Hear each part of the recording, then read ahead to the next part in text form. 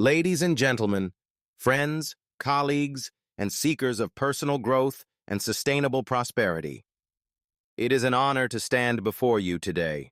In a world that moves faster than ever, where data flows at the speed of light and ideas can cross oceans in a flash, we stand at the center of an extraordinary time.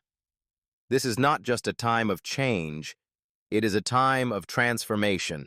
And in moments like these, one thing becomes clear. Science is not just an academic discipline. It is a source of hope. We are living proof that knowledge, driven by curiosity, strengthened by collaboration, and empowered by integrity, can reshape the future. Look around you. Today's breakthroughs were yesterday's pipe dreams. From decoding the human genome to picking up signals from the farthest reaches of the universe, science has not only extended our lives, but also expanded the boundaries of our imagination. But let me be clear, this progress doesn't come automatically. It requires all of us, every single one of us, to choose action over apathy, reason over fear, and unity over division. It requires us to dare to ask the hard questions, to accept failure as part of the learning process, and to relentlessly focus on what matters most, building a better world. Now more than ever, we need science not just in the lab, but in our classrooms, in our communities, and in our everyday conversations. We need science as a common language, a compass through uncertainty, and an inspiration to keep moving forward, not just for the next discovery, but for the next generation. You see, optimism is not naive, it's inevitable. Because if we believe in our collective power to create, to educate, and to lift each other up, then nothing, really nothing, is impossible. So today, I invite you not just to listen, but to feel, to be curious, to be challenged, and above all, to believe. Because these are not just numbers and facts. These are our futures. Let's get started. To be successful in life, you often have to trust your instincts. You have to listen to your intuition and sometimes your parents' advice. They may not be right, you may be wrong, but the important thing is to take action. That's the key to being a winner. You have to have a winner's mindset. Without that mindset, you will never achieve what you want. Many truly successful people have chosen to go against the flow, but you need to have a strong belief in yourself. You have to be the right person for these challenges. Few people do, but when you do, having a mentor is a great thing. One of the most important things in life is to be clear about who you really want to be. Not just what you do, but the kind of person you want to be. When you have that clarity, you have direction. You have purpose. And more importantly, you have a compass to guide you through life's challenges. And if along the way you are lucky enough to find a true mentor, someone who has walked the path you are on, who is willing to guide you, challenge you, and believe in you, that is a precious gift. A good mentor does more than just give you advice. They reflect who you could be, sometimes before you even realize it. But mentorship and growth don't happen in isolation. Every journey involves interaction, negotiation, collaboration, and sometimes conflict. Dealing, whether in business, in life, or even with yourself, can be tough. There are egos, there are expectations, and there are always surprises. I learned something very important at a young age. When you're dealing with a boss or authority figure, keep it simple. Be clear, be flexible, and cooperate when possible. You won't always agree with them, and that's okay. Learn to work with others, not against them. That's how trust is built. And when you commit to something, a goal, a deal, a dream, follow through. Be consistent. Be trustworthy. That's how you build credibility. And trust me, credibility is everything. One small mistake can cost you credibility, disrupt your progress, and close doors that may never open again. In today's fast-paced, short-lived world, what people remember isn't just what you did. See, it's about keeping your word, how you conduct yourself, and whether you're trustworthy. But perhaps the most important thing I want to share today is this. Always stand up for yourself. Be your own advocate. Because at the end of the day, no one is going to fight for you. People can support you. They can encourage you. They can believe in you. But you have to show up, speak up, and keep going, even when things get tough. And when you succeed, and I believe you will, having a mentor to celebrate with you, to remind you of how far you've come and how much better things are ahead, that's a priceless reward. So today, I want to leave you with this. Be clear about who you want to be. Find people who can guide you. And more importantly, listen to them. Keep your word. Build trust. And no matter how hard it gets, never stop standing up for yourself, because life is what you write. When people come to buy a product, especially rich people, they pay attention to every little detail. If something is wrong, they will notice it immediately and it will affect the value of the product. You should never beg when you are trying to sell something. If the product is not suitable, accept it and relax, but never try to sell by force. Although thinking outside the box may sound like a cliché, if you really want to be successful, that is the way you need to do it. For me, thinking big is always easier. It is easier to attract capital and finance than doing small jobs in places where no one cares. Nothing beats real estate. It is more valuable than stocks, and I believe that is a good sign. I always think location is important, but the person behind the deal is much more important than the location. I would rather have a smart and talented person making a deal in a bad area than a bad person in a great location. You will always make money. It's like watching someone sell a used car without washing it. You can spend $10 on a car wash and sell it for $200 more. I've seen people selling cars without taking care of them, and I think they're losing. The market is really attractive. If you price it too high, all of a sudden no one will buy it. If you price it too low, the market will swallow you. You have to get the price right, otherwise the big guys won't respect you. To be a true leader, you have to earn that respect. Contractors are a very special group. They are tough, they are smart, they didn't go to Harvard or Wharton, but they are as smart as anyone who did. You have to know how to work with them, and you have to be strong, because they will not hesitate to take advantage of you if you are not careful.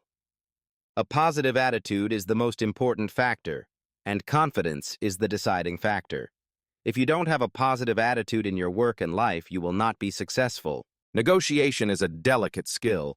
Sometimes you have to be tough, sometimes you have to be soft. It depends on who you are working with. I always say that negotiation is not a skill that can be learned easily.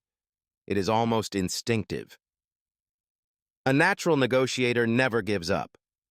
You can change your strategy and be flexible, but never give up. I know a lot of smart people who went to Wharton, but I also know people who are not as smart, and they are the ones who are leading the industry today. They are the ones who persevere and never give up. In the early 90s, I was having a hard time. There was a big article that said everything I did was successful. Everything I touched turned to gold. I believed it, and so I spent a lot of time having fun instead of focusing on work. I remember I was about to sign a big lease with a famous show. I told my partners, "Don't worry, you guys will get this done." But when I came back, they hadn't done the work, and I wanted to do it perfectly. Then the market crashed in the 90s, and I was in trouble. But this was a great challenge to test myself. Could I handle the pressure? How can I handle stress? Do I have the intelligence and patience? If you can't handle pressure, you can't be truly great. As an entrepreneur, you need more than just vision, market acumen, and people skills. You also need something seemingly simple but incredibly important: attention to detail. Life is all about the little details. So is business. A seemingly small decision, a mistake in a contract, a delaying even a few hours, can have serious consequences. Therefore, successful people are not those who do everything big, but those who do the smallest things well. There is a famous saying, "Success is not about where you go, but about how you take each step." That is especially true for business people.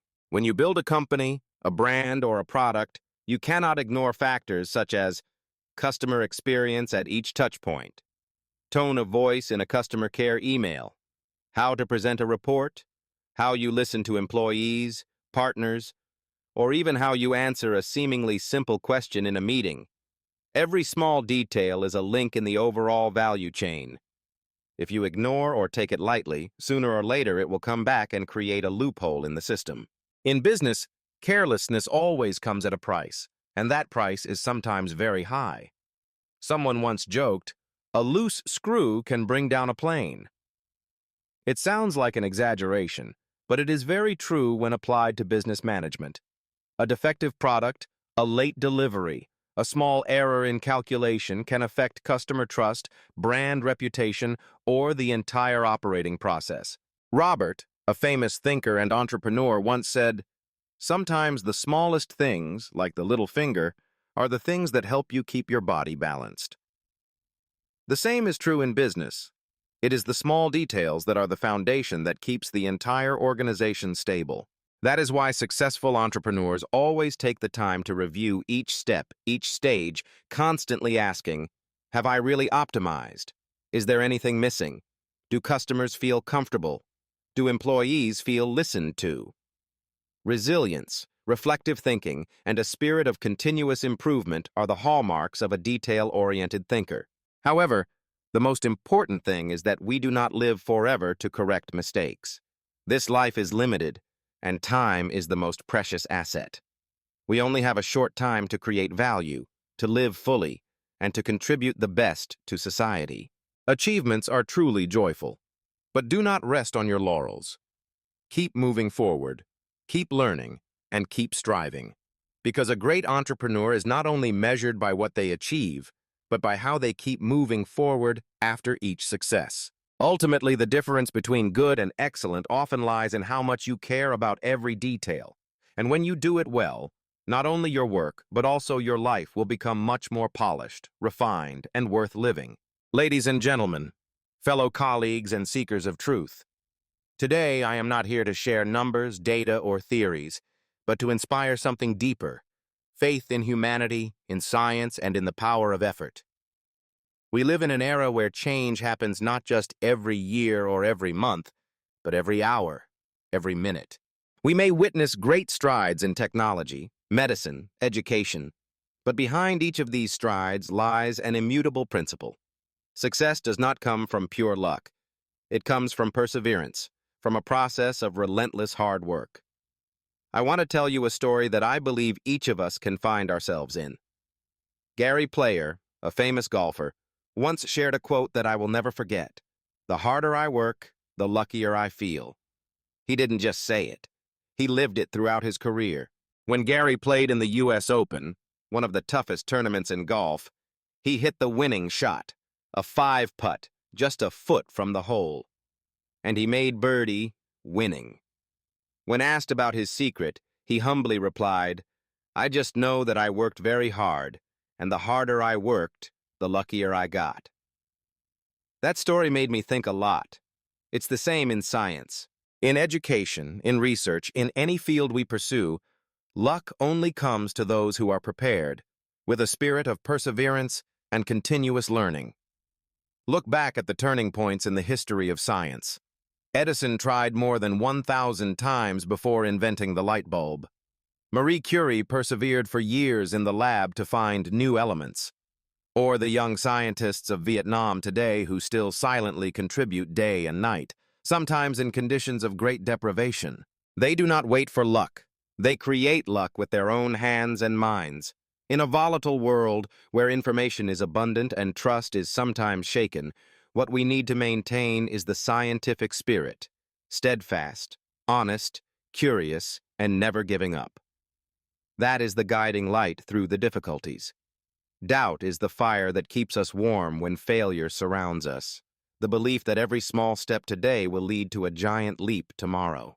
And most of all, science is not a separate world, reserved only for laboratories and researchers.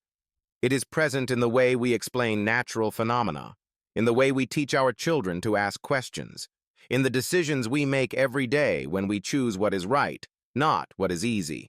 Ladies and gentlemen, I do not believe in coincidence. I believe in preparation. I believe that anyone in this room, if they have a sincere heart, a spirit of inquiry, and an iron determination, can create something extraordinary. Today, I have not come to ask you to be extraordinary geniuses, nor have I come to ask you to do extraordinary things that are impossible. Instead, I stand here to invite you to do something close, practical, but extremely powerful. Become brave and persistent people. Life always poses countless challenges before us. And sometimes, the most difficult thing is not doing great things, but maintaining the determination to persevere in taking small steps every day. We do not need to be geniuses to succeed, but we certainly need to have the courage to start and the perseverance to not give up halfway. Each of us has our own aspirations, dreams, and goals. However, what makes the difference between successful people and those who are forever on the sidelines is not luck or innate talent, but the ability to act even when conditions are not perfect. It is the initiative of those who clearly know that opportunities do not knock on the door. We must be the ones to build opportunities for ourselves. You must have heard the story of Gary Player, the legendary golfer who devoted his life to the important shots. When he was asked about the secret to his great success in the major tournaments, his answer was extremely simple but powerful. The harder I work, the luckier I feel. Gary Player's success is not a story of chance, but a story of careful preparation and perseverance to the end. That is the biggest lesson we need to remember. Luck is not a random gift from the universe, but the result of the accumulation of days and hours of effort, of learning, and of perseverance towards the goal. Every hour you spend reading another book, learning a new skill, learning more about a field you love, is bringing you closer to success. Every minute you focus on improving yourself, every second you commit to not giving up despite difficulties, is a steady step that brings you closer to what people call luck. But more importantly, you must always be ready to act when the opportunity comes. Opportunity only has meaning when you have the courage to swing the club at the most important moment. If you are willing to do that, then like Gary Player, you will create the shot that completely changes your life. So today, start that journey with courage, perseverance, and belief in yourself. There is no easy road, but surely, when you walk with determination, every small step today will lead you to the future of your dreams. That journey begins today, and it starts with you. Thank you very much.